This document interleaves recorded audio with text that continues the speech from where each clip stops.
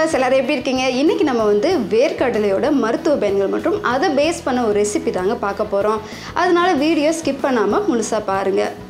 வேர்க்கடலையில் வந்து ஒமேகா 3ன்ற ஒரு சத்து இருக்கனால நோய் எதிர்ப்பு சக்திக்கு ரொம்பவே ஹெல்ப் பண்ணுதுங்க. பெண்களின் இயல்பான ஹார்மோன் வளர்ச்சியை இது சீராக்கிறதுனால குழந்தை பேர் ஏற்படுறதுக்கு ரொம்பவே ஹெல்ப் பண்ணுதுங்க.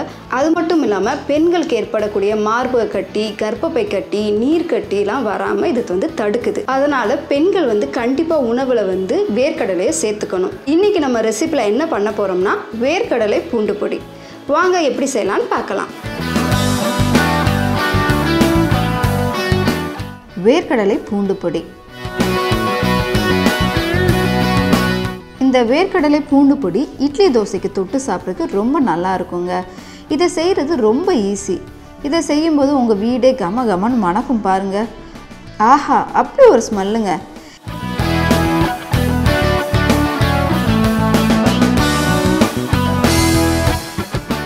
இதை செய்கிறதுக்கு தேவையான பொருட்கள் என்னென்னு பார்க்கலாம்.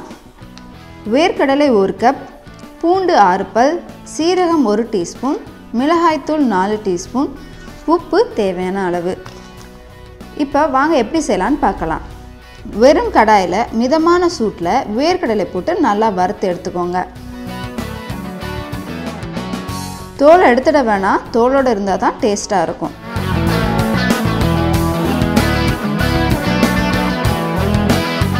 அதே கடாயில் பூண்டு சீரகம் ரெண்டையும் சேர்த்து லேசாக வறுத்துக்கோங்க. பூண்டு சீரகத்தை வறுக்காமலும் செய்யலாம். வறுத்த எல்லாத்தையும் சூடு ஆறுனதுக்கப்புறம் ஒரு மிக்ஸி ஜாரில் மாற்றிக்கோங்க. அது கூட சேர்த்து மிளகாய்த்தூளும் உப்பும் சேர்த்து கரகரப்பாக அரைச்சி எடுத்துக்கோங்க.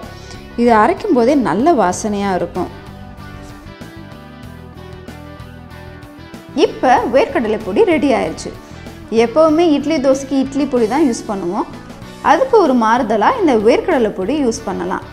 நல்ல டேஸ்ட்டாக இருக்கும், சத்தானதும் கூட. இதை ஒரு ஏர்டைட் கண்டெய்னரில் போட்டு வச்சுக்கோங்க. 15 நாள் வரைக்கும் கெடாமல் இருக்கும்.